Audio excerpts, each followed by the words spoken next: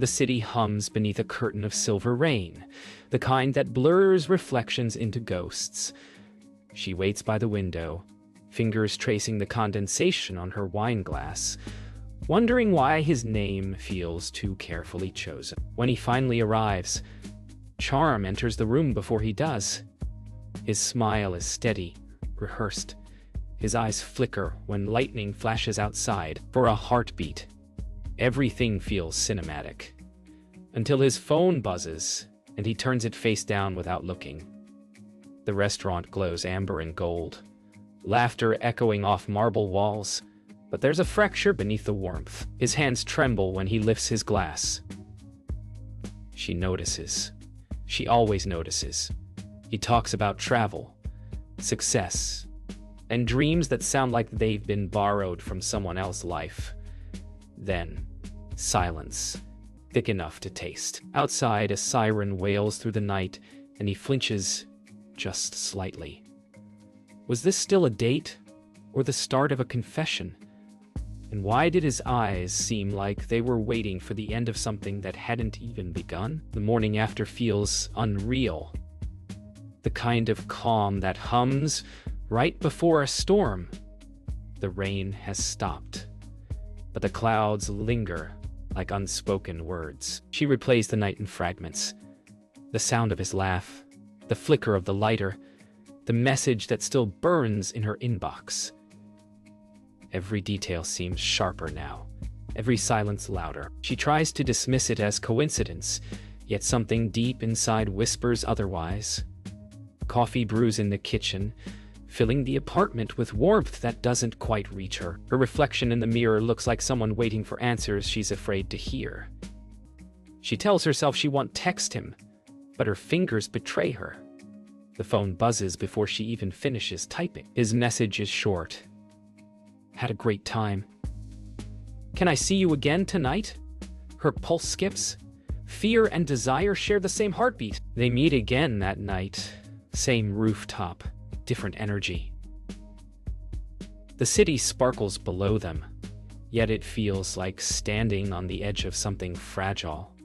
He looks calm, but she senses a heaviness behind his charm. When their hands touch, warmth floods in, but so does unease.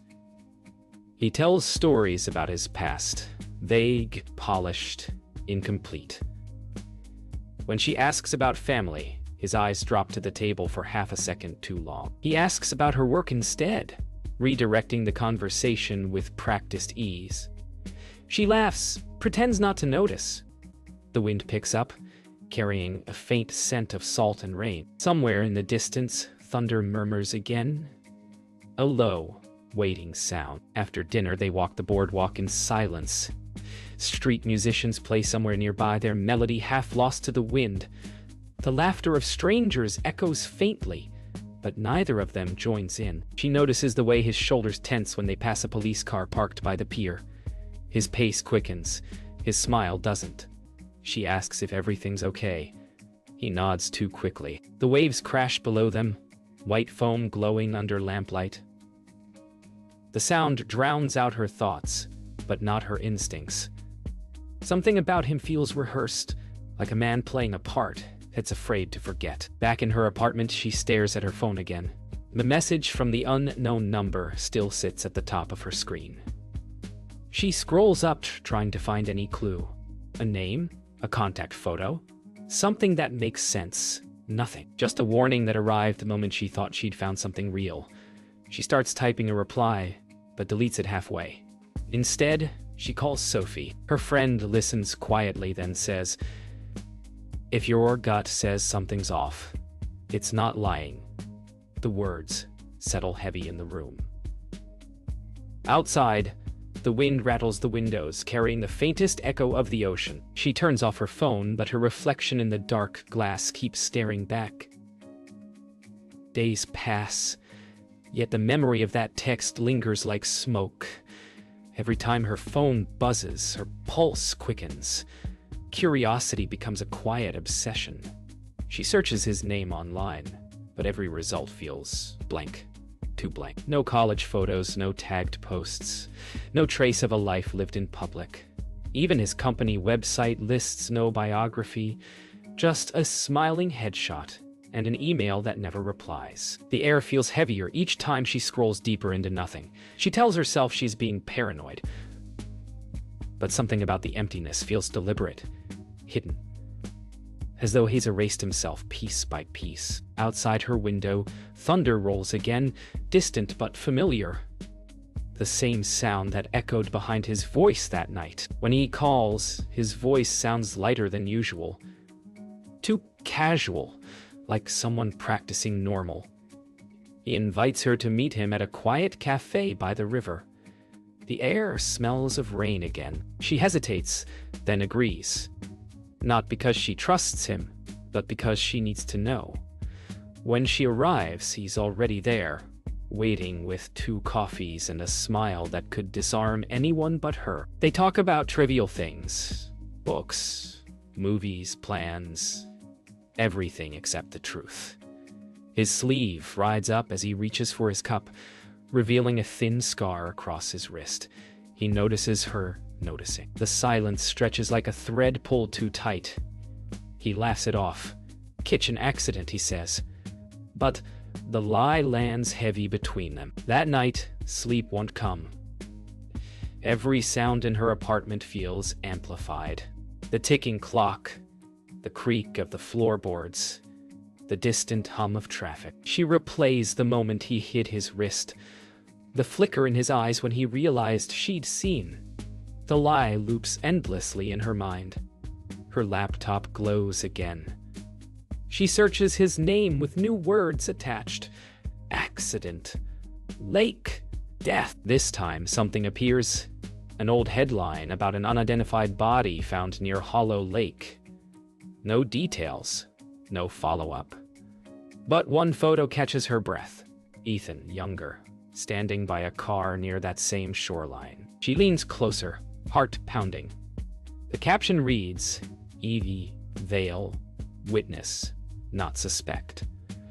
For the first time, she wonders if that distinction still holds true. The next day, she confronts him.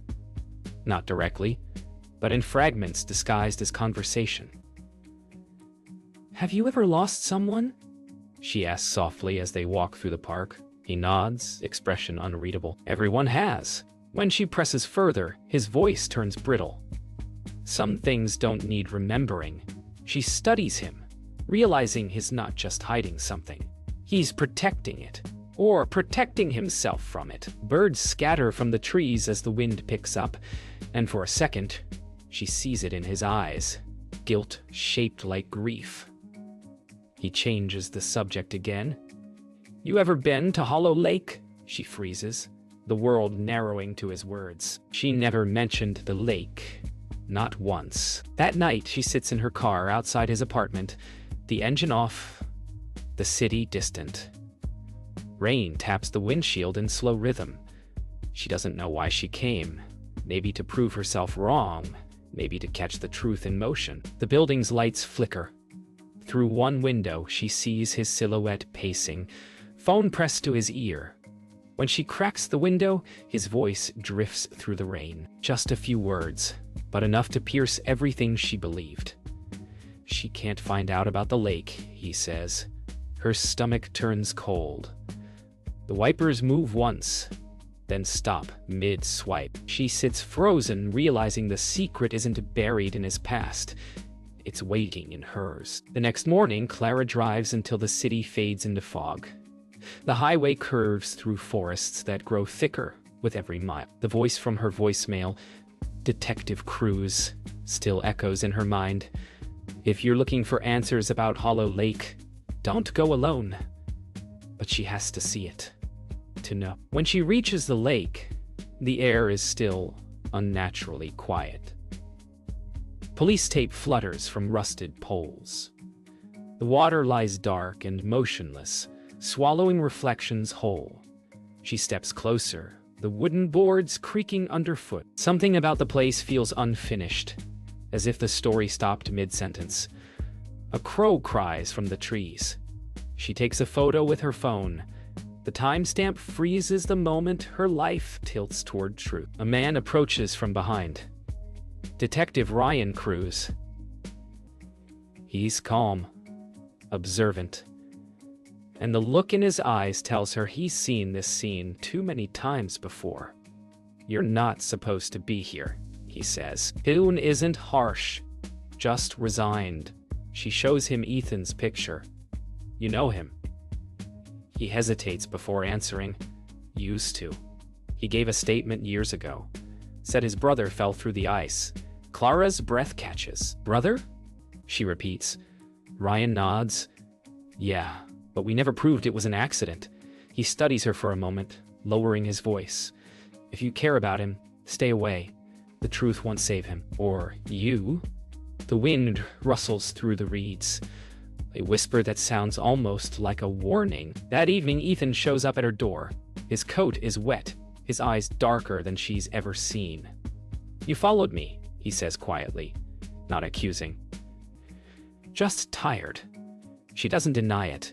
Instead, she shows him the photo of the lake. "Tell me, what happened?" she whispers. He leans against the doorway, silence stretching between them. Finally, he speaks. "It was winter. My brother fell through the ice, but I was the one who pushed him first."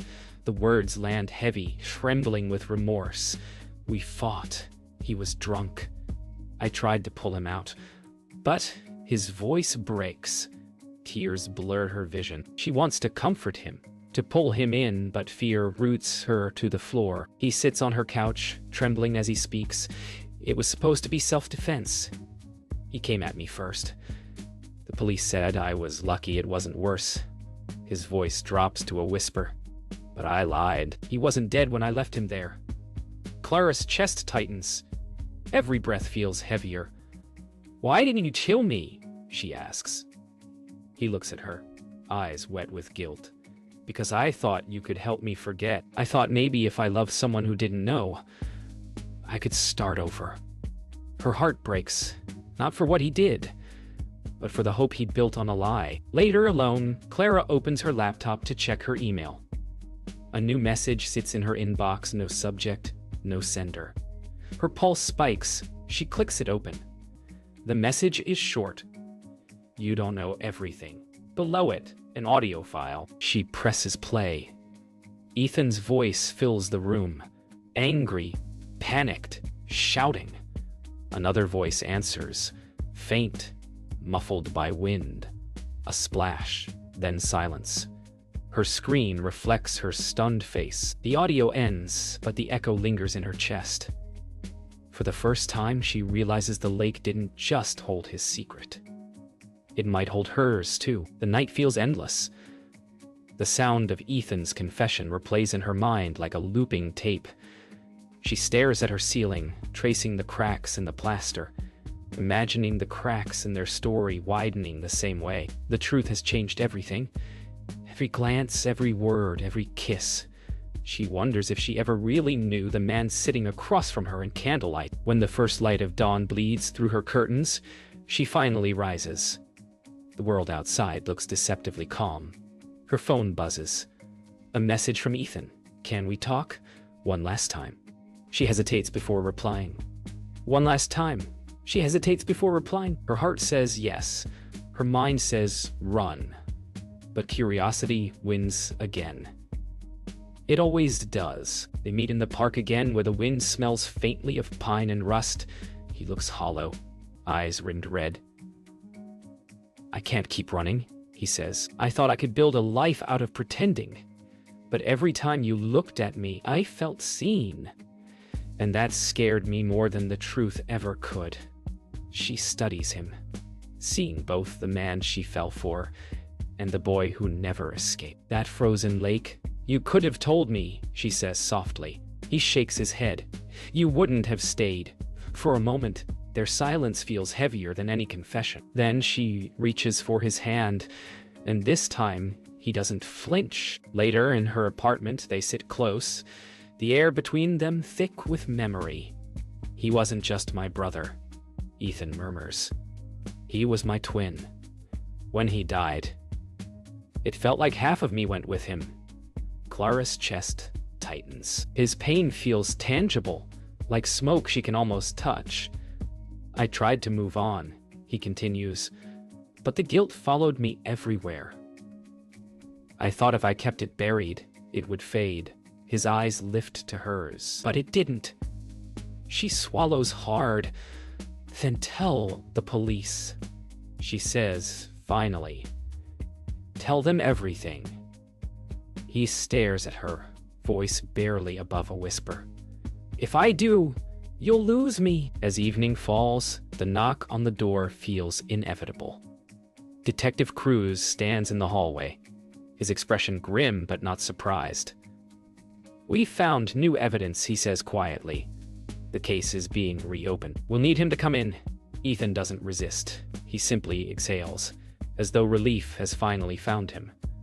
Clara steps between them, her voice trembling. Can't this wait? The detective's gaze softens. Truth never waits, Ms. Beck. Monroe. Ethan glances at her, a faint smile ghosting his lips. It's okay, he says. Maybe it's time. And for the first time, he looks lighter, almost free. The police car's taillights fade down the street, leaving the air painfully quiet.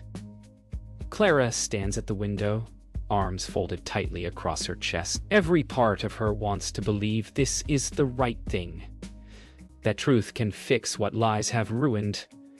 But as the night deepens, guilt creeps in. She glances at the coffee table. His glass still sits there, half full, a fingerprint smeared across its rim. She traces it absent-mindedly, as if trying to hold on to him through the ghost of his touch. Her phone buzzes. A new message. It's from him. I told them everything. Whatever happens now, don't look back. The next morning feels like an echo of the night before. Quiet, uneasy, suspended. The police cars are gone, but the silence they leave behind clings to the air, like residue. Clara sits at her kitchen table, phone in hand, scrolling through articles about Ethan's arrest. His name fills headlines that twist the truth into something sensational. Businessman reopens cold case. Brother's death, now murder. Each word cuts deeper. She knows the truth is never that simple. She wants to defend him, to tell the world what she saw in his eyes. Remorse, not malice. But even she no longer knows what's real. The reporter in her wants to write. The woman in her wants to disappear.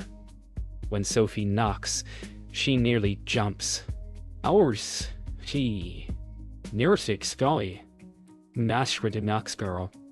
She nearly jumps. Sophie steps inside without waiting for permission. I saw the news, she says, tossing her bag on the couch. Please. Tell me you didn't lie to the police. Clara doesn't answer right away. Her silence says enough. Sophie's expression changes, disbelief, then anger.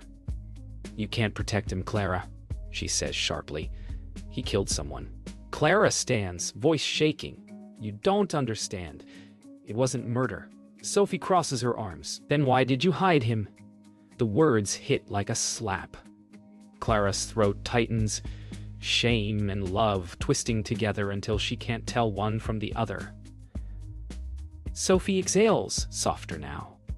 You can't save him by losing yourself. By afternoon, the guilt becomes unbearable.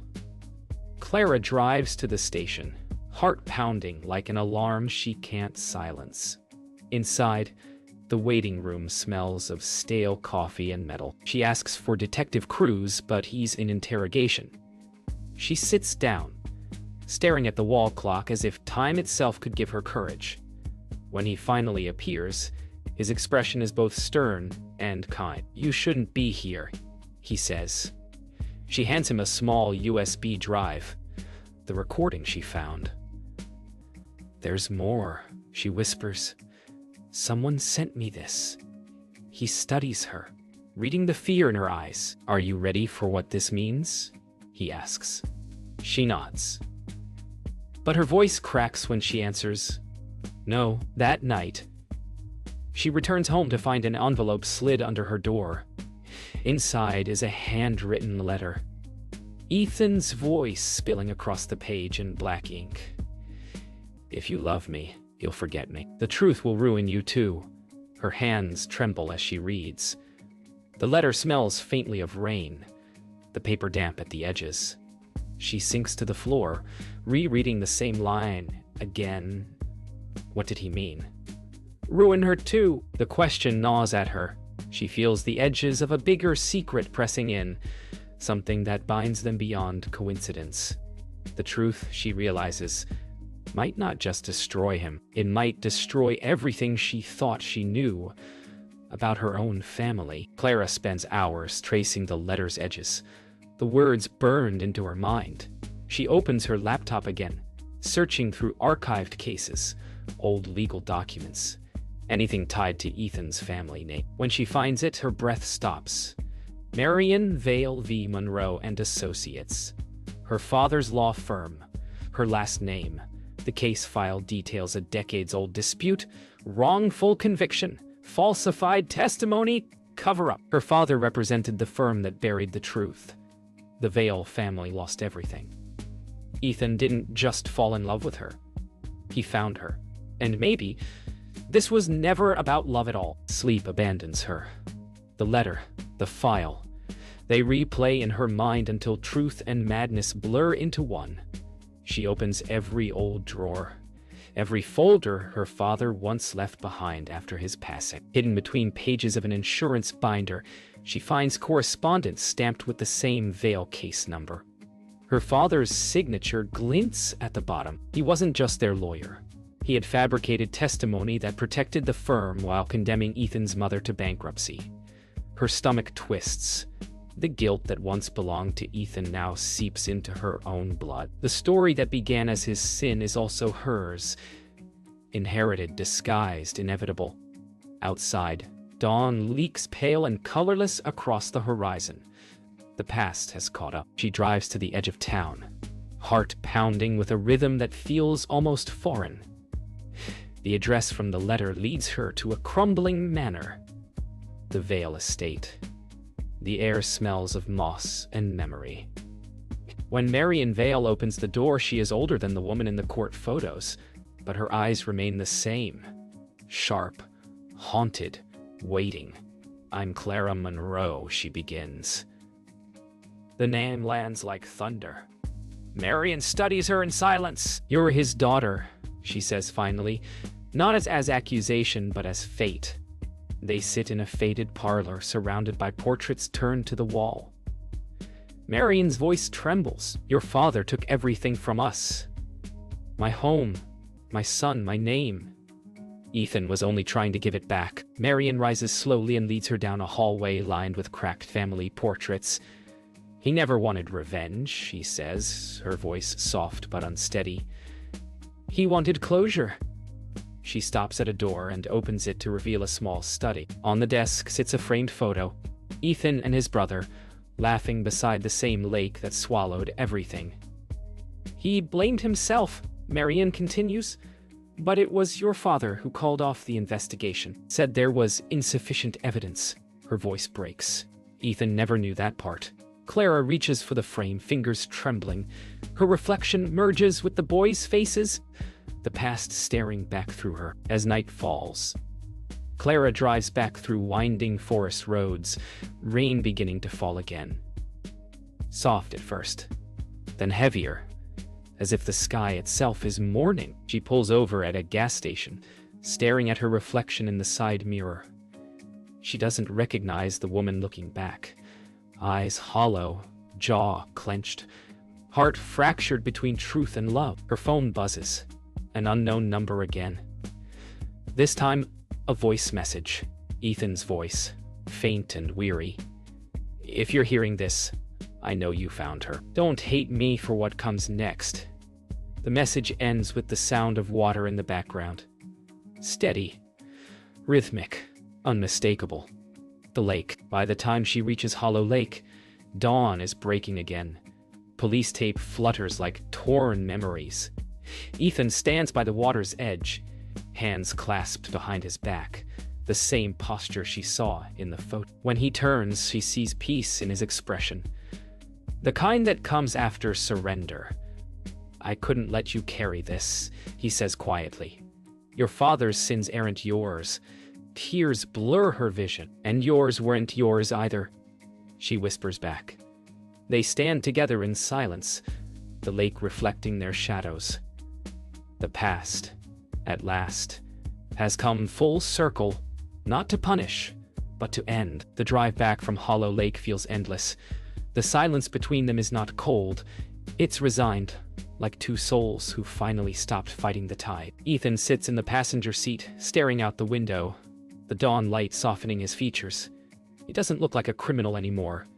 He looks like a man who's finally ready to stop running. When they reach the city limits, he turns to her. "I'll tell them everything," he says. "No more lies." She nods. But her heart fractures with every word. She wants to say something, to promise she'll wait, to promise this love can survive. But both of them already know the truth. Some stories can't be rewritten. At the police station, everything moves too quickly.